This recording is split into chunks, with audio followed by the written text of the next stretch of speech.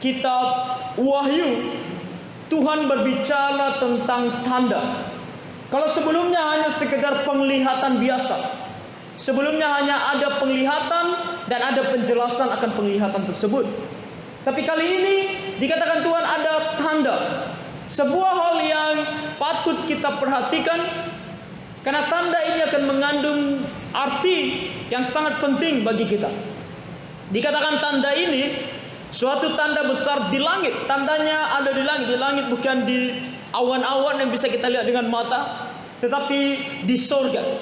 Sebuah tanda yang ada di sorga. Seorang perempuan berselubungkan matahari dengan bulan di bawah kakinya dan sebuah mahkota dari 12 bintang di atas kepalanya. Nah, pertanyaannya, siapa perempuan ini? Siapa kira-kira perempuan yang dia diselubungkan matahari dengan bulan di bawah kakinya dan sebuah mahkota dari 12 bintang? Jawabannya adalah Israel. Perempuan ini bukanlah Maria, bukan perempuan lain yang ada di dalam Alkitab, tetapi Israel. Kenapa Israel? Nah, nama Israel atau di dalam bahasa aslinya ketika kita berbicara tentang bangsa, ini dituliskan dalam bentuk feminin. Nah, feminin adalah bentuk gender untuk perempuan. Makanya seringkali disebut sebagai perempuan. Dan kemudian kalau kita membaca contohnya di dalam kitab Kejadian, kalau kita mengingat di dalam pasal 37 dari kitab Kejadian, suatu hari Yusuf bermimpi. Ketika dia bermimpi, mimpinya adalah ayahnya Yakub dilambangkan sebagai matahari. Ibunya Rahel dilambangkan sebagai bulan. Dan dia dan saudara-saudaranya dilambangkan dengan bintang. 12 bintang. Israel adalah sebuah bangsa dari keturunan Yakub, dan ke-12 sukunya disebut ke-12 bintang. Makanya kita percaya bahwa yang dimaksudkan di sini perempuan adalah bangsa Israel sendiri. Nah, sebuah kejadian ini terjadi sebenarnya terjadi sampai nanti suatu hari iblis akan benar-benar diturunkan atau tidak boleh lagi punya akses ke sorga. Oke, sampai saat ini iblis masih bisa punya akses ke sorga. Kita tahu itu dari mana? Ayub. Ketika Ayub mau dicobai, iblis punya akses ke sorga. Dia berbicara langsung kepada Tuhan pada masa Ayub. Di dalam kitab Zakaria kita juga membaca bahwa sampai pada saat ini iblis masih ada di sorga, bisa punya akses ke sorga. Untuk apa? Untuk mempersalahkan kita di hadapan Tuhan. Nah, nanti kita akan melihat apa yang dia lakukan terhadap manusia. Jadi di sini perempuan ini adalah Israel. Ia sedang mengandung dan dalam keluhan dan penderitaannya hendak melahirkan, ia berteriak kesakitan. Apa yang terjadi? Ini adalah sesuatu yang dilihat oleh Rasul Yohanes, tapi sesuatu yang sebenarnya sudah terjadi pada masa kita. Kenapa? Karena perempuan ini adalah Israel, yang dia kandung siapa? Tuhan Yesus. Ini adalah sebuah gambaran tentang Israel yang akan melahirkan Tuhan Yesus. Makanya Tuhan Yesus lahir dari bangsa Yahudi, dari Israel. Jadi Rasul Yohanes melihat ada satu bangsa namanya Israel yang dilambangkan dengan perempuan. Perempuan ini sedang mengandung dan sedang dalam kesakitan. Artinya dia mau melahirkan. Dan dikatakan di ayat ketiga, maka tampaklah suatu tanda yang lain di langit, dan lihatlah seekor naga merah padam yang besar, berkepala 7 dan bertanduk 10, dan di atas kepalanya ada 7 mahkota. Tuhan pertama-tama menunjukkan ada Israel, ada anak yang dikandungnya, itu Tuhan Yesus yang belum lahir. Di satu sisi ada naga besar. Nah, siapa naga besar ini? Naga besar ini tidak lain dan tidak bukan adalah iblis sendiri. Dikatakan bahwa dia ini adalah seekor naga merah padam yang besar. Merah padam menunjukkan bahwa dia adalah seseorang yang penuh dengan darah. Karena itu pekerjaannya. Iblis hanya mau bertujuan memusnahkan kita. Itu tujuan iblis paling besar. Makanya dia dilambangkan sebagai naga yang penuh dengan darah. Dan kemudian dia dilambangkan dengan besar. Artinya dia begitu besar, perkasa, kuat, punya kekuatan. Iblis bukan seperti apa yang kita lihat di film-film, yang dia datang dengan tongkatnya yang seperti garpu, kemudian tanduknya yang kadang-kadang nggak menyeramkan tetapi cute, lucu ya. Sampai kalau kita melihat salah satu lambang klub sepak bola yang di sini mungkin ada fansnya, Manchester United kan, ada iblisnya. Nama julukannya si setan merah. Iblis tidak se-cute itu, tidak selucu, tidak seimut-imut itu. Iblis adalah digambarkan di sini seperti naga, besar, merah, siap untuk menerkam. Itulah iblis. Iblis yang kita lawan bukan sembarangan. Iblis yang kita lawan setiap harinya dalam kehidupan kita adalah seorang yang begitu gagah perkasa. Kalau kita mau bilang, kelihatan mengerikan, kelihatan besar. Yang dikatakan bahwa dia berkepala 7, dan bertanduk 10. Nah, apa ini kepala 7? Orang lebih mengatakan bahwa kepala 7 ini adalah 7 bangsa. Ada 7 bangsa yang berkuasa. Dan di kepala 7 ini ada 10 mahkota. Akan ada dalam sejarah 10 raja yang akan menjadi raja-raja yang hebat. Kita bisa melihat dalam sejarah umat manusia, bagaimana dari bangsa yang satu ke bangsa yang lainnya, ke bangsa lainnya akan berkuasa. Ada Mesir, kemudian ada Babilonia, kemudian ada Persia, Medo Persia, kemudian ada Yunani, kemudian ada Romawi. Sudah berapa? Sudah 5. Sekarang kita tahu satu bangsa yang kurang kelihatan, tetapi bisa mempersatukan. Kita mau bilang dia Amerika, ada yang mengatakan demikian. Kita mau bilang dia Inggris karena bahasa Inggris, ada juga yang berkata demikian. Tapi akan ada satu bangsa yang ketujuh, yang akan lebih besar dari semuanya, yaitu bangsanya Antikristus.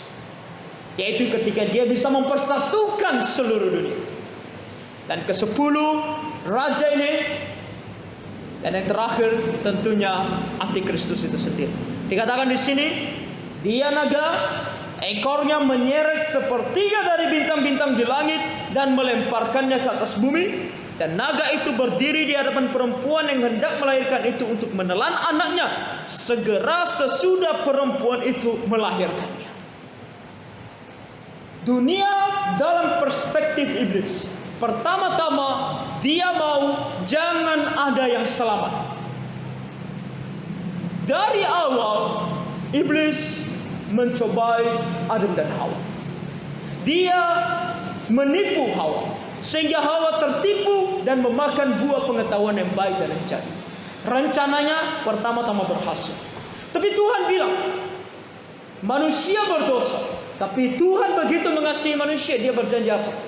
Anak dari si perempuan akan meremukkan kepala si ular. Dan itu apa artinya?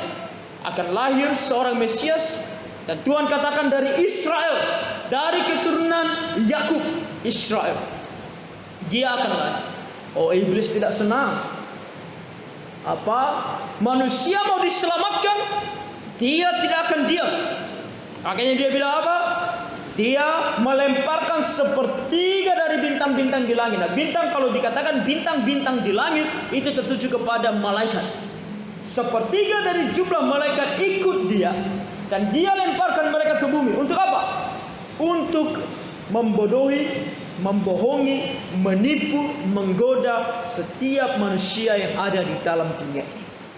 Makanya sampai sekarang iblis beserta dengan antek-anteknya, malaikat-malaikat yang jatuh bersama dengan dia, saat ini sedang berjuang untuk membuat kita tidak percaya Tuhan. Dan dalam rencana Tuhan bahwa Tuhan Yesus akan lahir, dikatakan bahwa naga itu berdiri di hadapannya, di hadapan Israel. Dan dia tahu tidak mungkin dia menghentikan Tuhan untuk melahirkan Tuhan Yesus. Karena yang bekerja waktu Tuhan Yesus dilahirkan adalah Roh Kudus, pribadi Allah sendiri. Iblis tidak bisa melawan Allah. Sehebat-hebatnya iblis, dia tidak akan bisa melawan Allah. Tapi Tuhan Yesus ketika lahir, Tuhan Yesus menggunakan tubuh manusia. Dia melihat bahwa mungkin aku bisa menelan dia pada saat dia baru lahir. Karena dia menggunakan tubuh manusia. Dan dia katakan apa? Dia mau melahirkan, menelan anaknya segera sesudah perempuan itu melahirkannya.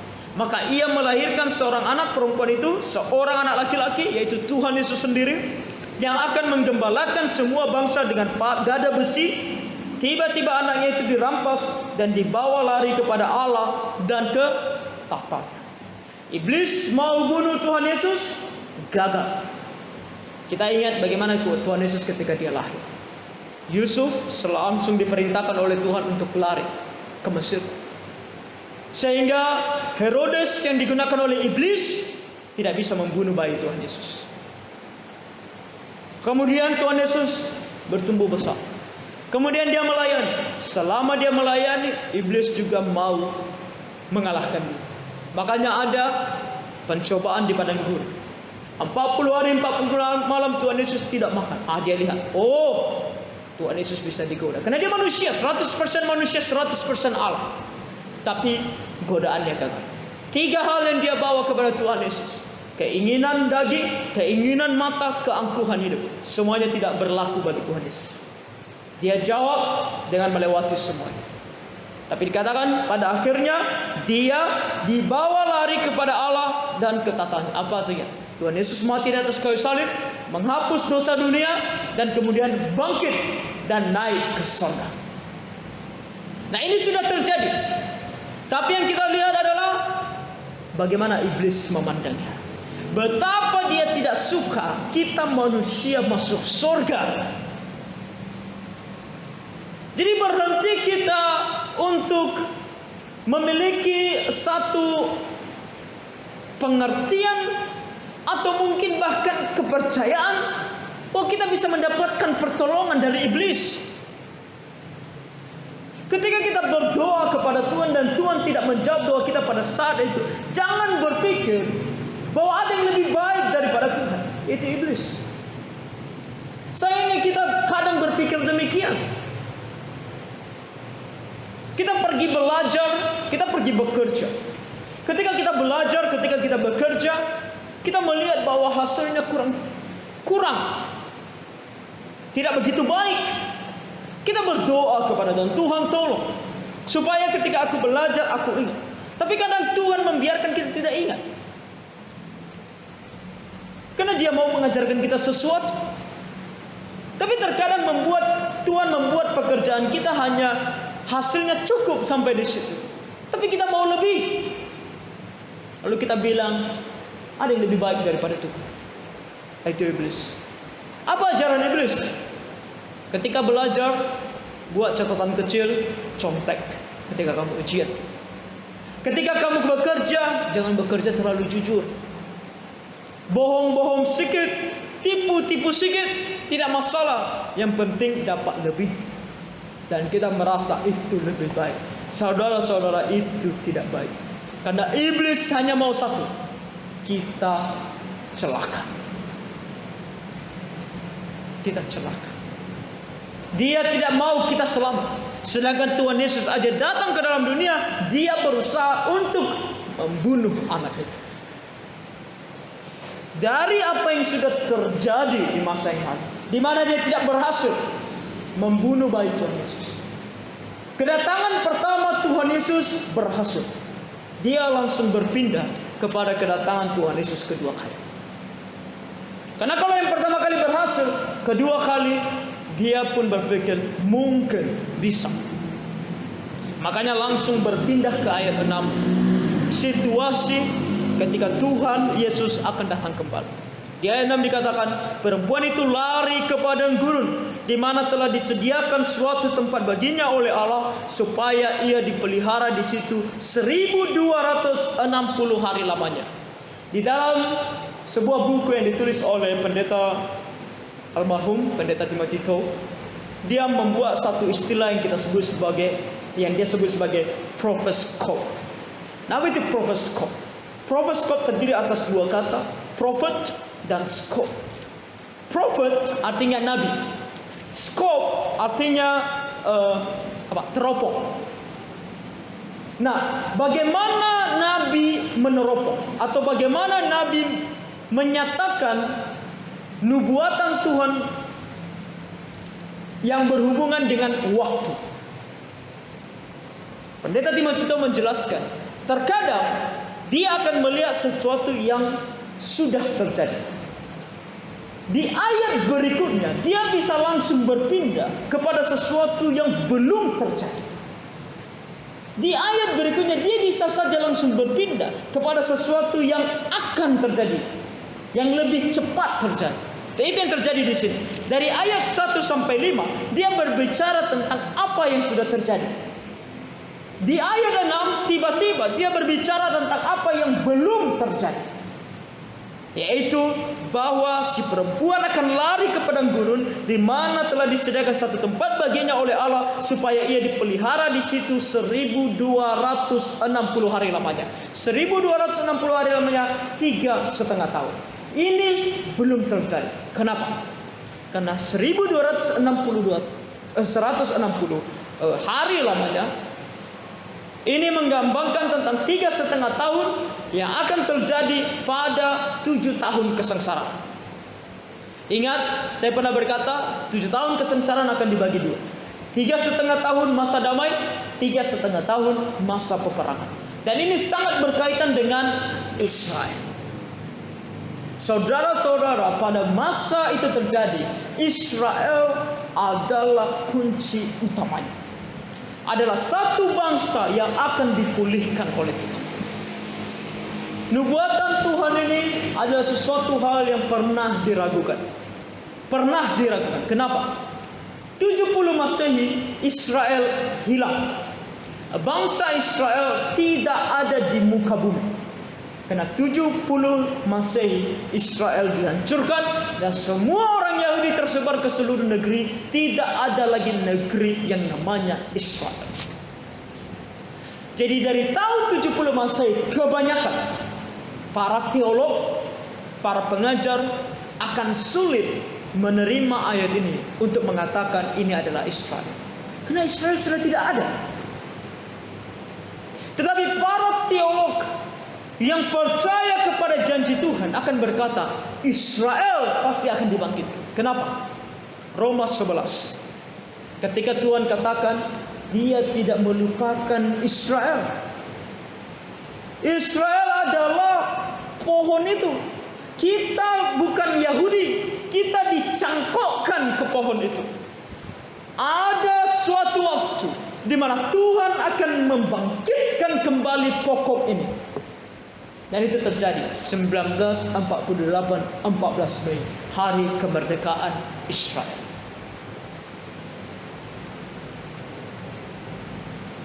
Orang tidak tahu entah dari mana datang. Tiba-tiba Israel muncul lagi. Dan kemunculannya menggemparkan dan tidak bisa dikalahkan. 1967 banyak bangsa mencoba melawan dia, yang disebut sebagai peperangan 6 hari. Sudah dinubuatkan dalam Yesaya, pasti terjadi. Dan benar saja terjadi. Dan semua bangsa itu dikalahkan oleh Israel yang baru berumur, kalau mau dikatakan seumur jagung. Mengalahkan bangsa-bangsa yang selama ini tetap ada dan begitu kuat dalam hal militer. Israel akan terus bertahan. Ngomong-ngomong, saya adalah seorang teolog yang pro Israel. Bukan pro Israel dalam hal apa yang mereka lakukan sekarang. Kalau kita mau nilai, banyak hal yang mereka lakukan mungkin tidak sesuai dengan firman Tuhan. Israel bukan bangsa yang bisa kita katakan bangsa percaya Tuhan Yesus saat ini. Mereka adalah orang Yahudi, dan di sana juga begitu banyak hal-hal berdosa dilakukan. Situasi kondisi di sana sudah modern, dosa-dosa modern juga ada di sana, dilakukan di sana. Tapi kita pro Israel dalam artian apa? Dalam artian suatu hari nanti Tuhan akan membangkitkan negeri ini lagi, di mana negeri ini lagi nanti akan menjadi negeri sasaran iblis. Kenapa? Karena dia mau bertahan, mau berdiri untuk kemuliaan nama Tuhan. Suatu hari nanti, ketika Antikristus akan datang, dan dalam masa 7 tahun itu, 3,5 tahun Antikristus akan bilang kita damai. Seolah-olah Antikristus adalah seseorang yang suka dengan Israel, yang mau membangun Israel. Tapi setelah 3,5 tahun, dia akan mau menyerang Israel. Tapi Tuhan katakan dia akan memelihara Israel dengan cara membawa dia ke padang gurun selama 3,5 tahun lamanya, sehingga segala serangan iblis tidak mempan terhadap dia. Dikatakan di ayat 7, maka timbullah peperangan di sorga. Mikael dan malaikat-malaikatnya berperang melawan naga itu, dan naga itu dibantu oleh malaikat-malaikatnya. Siapa Mikael di sini? Malaikat. Yudas 1 ayat 9 berkata bahwa dia adalah pemimpin malaikat. Ada yang percaya Michael di sini adalah Tuhan Yesus? Bukan Tuhan Yesus. Michael adalah malaikat. Jelas sekali dalam Yudas pasal 1 ayat 9 dikatakan malaikat sendiri pun tidak berani menghardik iblis. Di sini dia berperang, di sini dia memang menang, tapi dia tidak berani menghardik iblis. Menghardik dalam apa? Mengutuk iblis. Karena mereka sama-sama malaikat. Dia tidak punya kuasa untuk mengutuk iblis. Dia berperang, oke, kita berperang. Michael bisa menang, memang bisa menang, tapi tak berani mengutuk iblis. Tapi kalau Tuhan Yesus, apa dia katakan kepada iblis? Enyahlah engkau iblis. Tuhan mengutuk iblis. Tuhan Yesus tidak takut dengan iblis. Tuhan Yesus lebih besar dari iblis. Jadi Michael di sini adalah malaikat, tetapi mereka tidak dapat bertahan. Para iblis dengan anggota-anggotanya tidak bisa bertahan. Mereka tidak mendapat tempat lagi di sorga. Ini akan terjadi pada masa tersebut. 3,5 tahun yang kedua di 7 tahun kesengsaraan. Saat ini iblis masih mempunyai akses ke sorga. Mau tidak mau kita percaya. Ada yang tidak mau percaya akan hal ini. Mau tidak mau kita percaya. Itulah faktanya. Itulah faktanya. Karena dalam Ayub jelas dikatakan, dalam Zakaria jelas dikatakan. Tapi ketika itu tiba, mereka tidak akan bisa lagi ke sorga. Dan naga besar itu, si ular tua. Nah, kenapa dia disebut sebagai ular tua? Ingat, siapa yang mencobai Hawa di Taman Eden? Ular. Ini hanya mau menekankan pribadi yang sama, yang menggoda, yang menipu Hawa di Taman Eden adalah pribadi yang sama dengan si naga ini. Si naga besar, si ular tua yang disebut namanya iblis atau setan. Setan artinya apa? Setan adalah orang yang berdiri di hadapan seseorang menantang sebagai musuh. Itu artinya setan. Dunia dalam perspektif iblis, kita harus kenal siapa iblis. Iblis adalah orang yang akan berdiri di depan kita dan menghentikan kita, menantang kita untuk tidak melakukan apa yang benar di hadapan Tuhan. Makanya sebagai orang Kristen kadang kita bertanya, kenapa kalau aku mau mengikut Tuhan begitu susah? Kenapa kalau aku baca komik gampang, baca Alkitab ngantuk, nonton ada waktu, ke gereja tak ada waktu? Seolah-olah hidup itu begitu sibuk. Kalau kita berbicara tentang gereja, kalau kita berbicara tentang beribadah, tapi ketika kita berbicara tentang refreshing, kesenangan pribadi, ada ada saja waktunya. Kita capek bekerja. Dan dia bilang beribadah. Aduh, capek sekali hari ini. Kepala sakit, badan sakit, usah dulu beribadah. Tapi kalau dibilang kita hobinya main bola, ayo main futsal, ayo. Saya merasakannya dulu. Saya kalau main futsal atau main bola, orang bilang saya agak sedikit gila. Tidak baik seperti saya, karena terlalu gila bola. Saya pernah mengalami cedera yang cukup parah. Ketika ankle saya agak sedikit terputar. Dan itu orang bilang 3 bulan minimal saya istirahat. Oh sakit luar biasa, sakit sekali. Ketika diurut, teriak-teriak, sakit sekali. Tapi minggu depan sudah gatal kaki kan? Lihat orang main bola di lapangan, main juga. Agak pincang-pincang pun main juga. Main juga. Saya ingat waktu itu hujan lebat, kami masih main. Saya jatuh, saya himpit kembali ankle saya itu, dan rasanya begitu sakit. Besoknya main lagi. Kalau kita mau, karena hobi kita, kenapa ya seolah kita itu bisa tahan sakit. Tapi kalau untuk mengikut Tuhan, kenapa begitu susah? Karena iblis ada di depan kita. Namanya adalah si setan. Dia berdiri di depan kita dan akan menghentikan kita untuk melakukan apa yang benar. Makanya ketika Petrus bilang sama Tuhan Yesus, jangan pergi ke kayu salib, dibilang apa Tuhan Yesus sama dia? Tuhan Yesus sebut dia sebagai setan. Dalam bahasa aslinya adalah setan. Kenapa? Karena sikap dia untuk menghentikan Tuhan Yesus untuk melakukan apa yang benar adalah sikap yang sama dengan apa itu sikap si setan.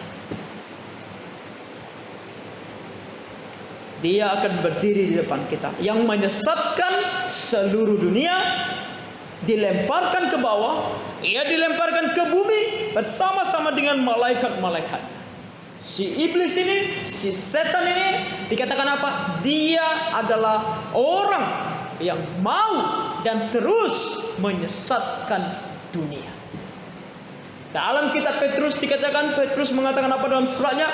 Dia seperti singa yang mengaum-ngaum, yang mencari siapa yang bisa dia telan. Itulah si setan.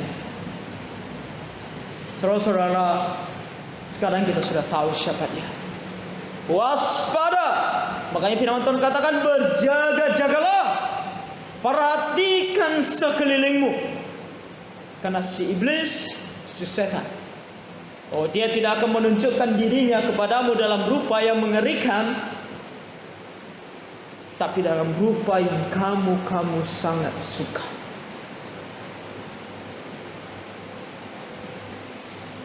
Dia akan menggoda kamu, karena tujuannya adalah menyesatkan.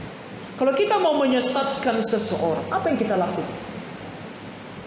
Kita hina dia, kita ejek dia, kita berikan apa yang dia tidak mau. Dia tidak akan bisa disesatkan, dia tidak akan bisa ditipu. Kalau kita mau menyesatkan seseorang, mau menipu seseorang, kita berikan apa yang dia mau. Makanya dibilang di dalam dunia ini kelemahan laki-laki apa? Harta, tahta, dan wanita. Kenapa? Ketiga-tiganya laki-laki suka.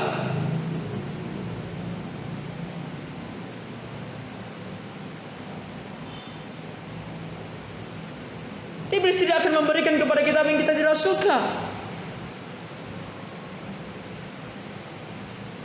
Karena dia tujuannya adalah untuk menyesatkan kita. Jadi hati-hati. Tetapi apakah kita perlu terlalu takut dengan iblis? Iblis melihat dunia ini semata-mata hanya ingin menyesatkan. dan membawa lebih banyak orang untuk mengikuti.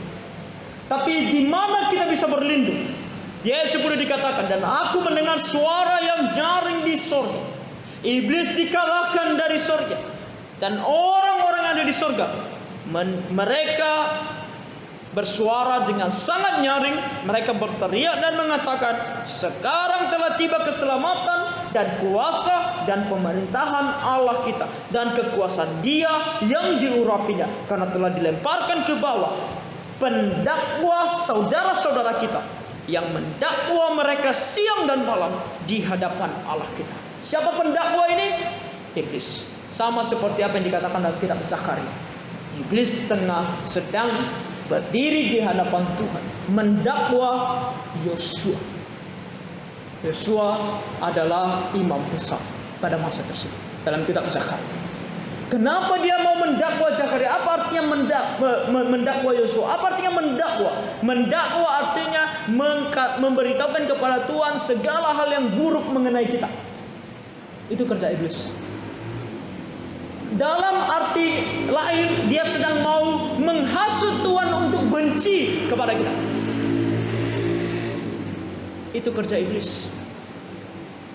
Saudara-saudara, setiap perbuatan jahat yang kita lakukan, setiap dosa yang kita lakukan, iblis ingat, dia catat, dan dia bawa sama Tuhan. Tuhan lihat ini. Dia baru saja marah tanpa sebab. Dia baru saja memaki-maki orang. Dia baru saja memukul orang. Dan kalau dikatakan dia mendakwa, bukan hanya fakta yang dia akan sebut, tapi dia akan berbohong di hadapan Tuhan. Menjelek-jelekkan kita di hadapan Tuhan sejelek-jeleknya, supaya Tuhan benci kepada kita. Makanya saudara-saudara, kita sebagai orang Kristen harus betul-betul menjaga hidup kudus. Karena kalau kita hidup kudus saja, iblis akan terus mendakwa kita. Apalagi kalau kita berbuat dosa, dia akan sangat senang dan akan selalu membawa itu di hadapan Tuhan. Tapi kita tidak perlu takut, karena suatu hari nanti iblis ini akan dilemparkan dari surga, dan dikatakan apa? Keselamatan, tata Tuhan, pemerintahan, kuasanya siapa? Tuhan Yesus akan segera tiba. Tuhan Yesus akan segera memerintah. Dan ini tertuju kepada pemerintahan Tuhan Yesus selama 1000 tahun, yang akan kita bahas di pasal 20 nanti. Dan di ayat 11 dikatakan, dan mereka mengalahkan dia oleh darah anak domba. Mau mengalahkan iblis, mau hidup kudus, cuma ada satu cara: percaya kepada Tuhan Yesus. Makanya kita tidak pergi kemana-mana ada orang yang kerasukan setan, dan kita tidak pergi untuk mengusir setan. Tidak perlu. Kenapa? Hari ini kita dengan pertolongan Tuhan mungkin bisa menolong orang itu. Iblis keluar dari dia, besok akan masuk lagi. Selama dia tidak percaya kepada Tuhan, iblis akan selalu bisa masuk ke dalam dia. Hanya ada satu cara supaya orang tersebut tidak kerasukan setan. Hanya ada satu cara bagi kita untuk bisa mengalahkan iblis: darah anak domba. Percaya kepada Tuhan Yesus. Dan oleh perkataan kesaksian mereka, karena mereka tidak mengasihi nyawa mereka sampai, dikatakan di sini, sampai ke dalam maut. Percaya kepada Tuhan Yesus sampai mati. Kalau sekarang bilang percaya kepada Tuhan Yesus, tapi karena ketakutan, karena tadi pagi kita belajar, karena pengaruh dunia, kekhawatiran dunia, penganiayaan dari dunia, kita murtad. Kita tidak selamat. Yang selamat hanya mereka yang percaya kepada Tuhan Yesus dan percaya sampai mati. Apapun konsekuensinya, percaya. Itu yang ada di sorga. Karena itu bersukacitalah, hai sorga dan hai kamu sekalian yang diam di dalamnya. Celakalah kamu hai bumi dan laut, karena iblis telah turun kepadamu dalam geramnya yang dahsyat, karena ia tahu bahwa waktunya sudah singkat. Pada masa tersebut dikatakan iblis akan bekerja lebih lebih keras lagi. Karena tinggal sedikit lagi waktunya, 3,5 tahun lagi Tuhan Yesus akan datang kembali ke dalam dunia. Makanya dibilang celakalah. Kalau pada masa itu celakalah, hari ini juga celakalah. Kenapa? Karena iblis juga bekerja hari. Dan dia pun selalu akan mencoba berbagai banyak cara untuk membuat kita menyimpang dari kebenaran firman Tuhan. Maka mari kita sungguh-sungguh percaya kepada Tuhan Yesus dan bersandar kepadanya. Hanya itulah satu-satunya jalan supaya kita tidak dimakan oleh si naga ini. Si naga ini ya, si naga ini. Sorry, bukan saya bilang si naganya orang Batak. Si naga yang ada dalam Alkitab. Katakan di ayat 13. Dan ketika naga itu sadar bahwa ia telah dilemparkan di atas bumi, ia membunuh perempuan yang melahirkan anak laki-laki itu. Kepada perempuan itu diberikan kedua sayap dari burung nasar yang besar, supaya ia terbang ke tempatnya di padang gurun, di mana ia dipelihara jauh dari tempat ular itu selama 1 masa dan 2 masa dan setengah masa. Apa yang dimaksudkan di sini? Ketika dia sudah tahu waktunya sangat dekat, kedatangan Tuhan Yesus harus datang di Israel. Kedatangan Tuhan Yesus yang kedua kali. Kita ingat apa yang dikatakan oleh malaikat kepada para murid. Ketika Tuhan Yesus terangkat ke surga, mereka bilang apa? Dia bilang apa kepada murid-muridnya? Murid-murid Tuhan Yesus. Sama seperti kamu melihat dia naik ke atas, begitu juga dia akan turun. Dan kita tahu, kita percaya bahwa itu maksudnya di tempat yang sama. Di Israel. Dia akan kembali turun di Israel. Jadi iblis tidak bisa melawan Tuhan Yesus. Dia mau hentikan Tuhan Yesus datang, tak mungkin. Jadi satu-satunya cara mungkin yang bisa dia lakukan, menghancurkan Israel. Makanya dikatakan apa? Dia tahu waktunya sudah sangat dekat, dia serang Israel. Dia mau hancurkan Israel, tapi Tuhan memberikan Israel pertolongannya. Dikatakan bahwa dia diberikan sayap dari burung nasar. Di dalam perjanjian lama kita tahu, ketika bangsa Israel ditolong Tuhan dari Mesir, Tuhan juga katakan apa? Tuhan memberikan mereka sayap burung nasar. Dalam bahasa Inggris sebenarnya menggunakan kata elang, eagle. Apa maksudnya? Dari situ kita tahu ini adalah makna simbolik, yang dimana Tuhan mau katakan, Tuhan akan menggunakan berbagai macam cara supaya Israel tidak bisa dihancurkan oleh iblis. Sama seperti Tuhan menolong Israel dari Mesir, Tuhan menggunakan berbagai cara. Laut terbelah dan kemudian kembali. Ada tiang api, ada tiang awan, ada mujizat ini, ada mujizat itu. Tuhan lakukan untuk menyelamatkan Israel dari Mesir.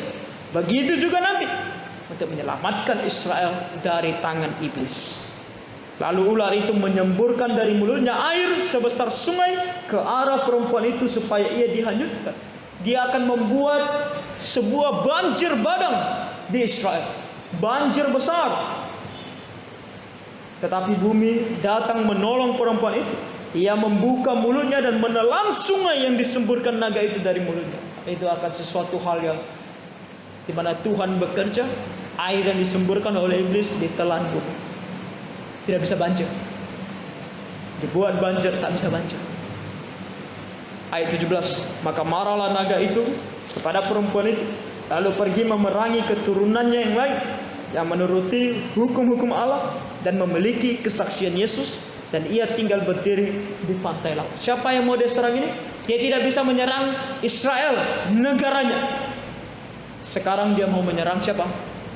Orang Kristen yang hidup pada masa itu, orang non-Yahudi yang hidup pada masa. Makanya dikatakan keturunannya yang lain.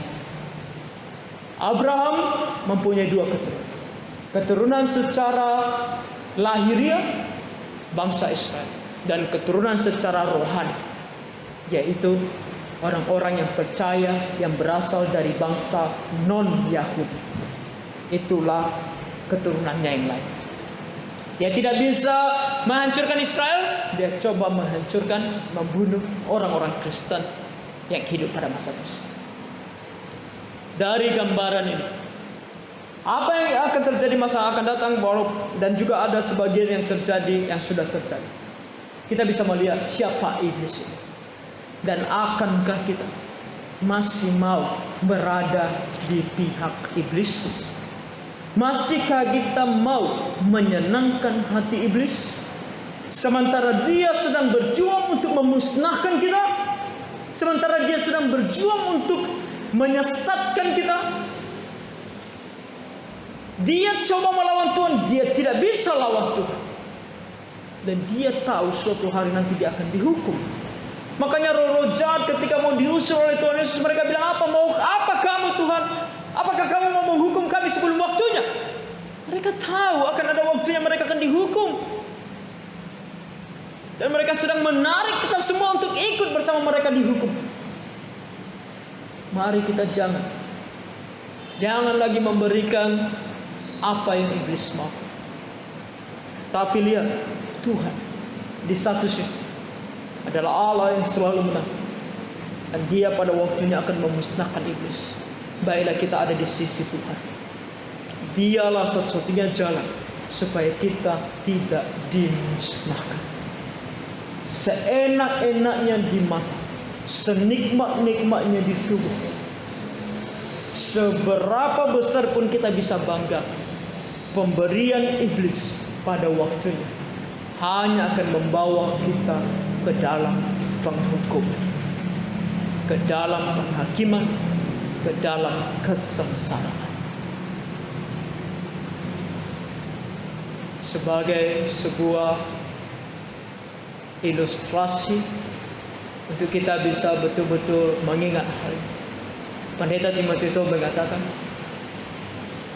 ketika Tuhan Yesus dicobai untuk mengubah batu menjadi roti, Tuhan Yesus bisa mengubah batu menjadi roti. Tapi puji Tuhan, Tuhan Yesus tidak ambil batu itu dan memakan. Kenapa? Pendeta Timotius bilang begini, karena ketika dia makan rasanya roti, tapi setelah sudah masuk dalam perutnya kembali menjadi batu. Bukan bermaksud Tuhan Yesus tidak memiliki kuasa, tapi itu adalah ilustrasi. Itulah yang akan kita dapatkan kalau kita ikut kata-kata iblis. Di mulut terasa enak, ketika sudah kita telan, ketika kita sudah nikmati di dalam iblis, pada waktunya apa yang kita nikmati itu akan mencelakakan kita sendiri, akan membawa kita kepada penghakiman Tuhan, dan di sana kita akan dihukum selama-lamanya. Jadi berhenti menikmati dunia, nikmatilah segala sesuatu yang diberikan Tuhan di dalam Tuhan. Kiranya Tuhan menolong kita semua. Mari kita berdoa.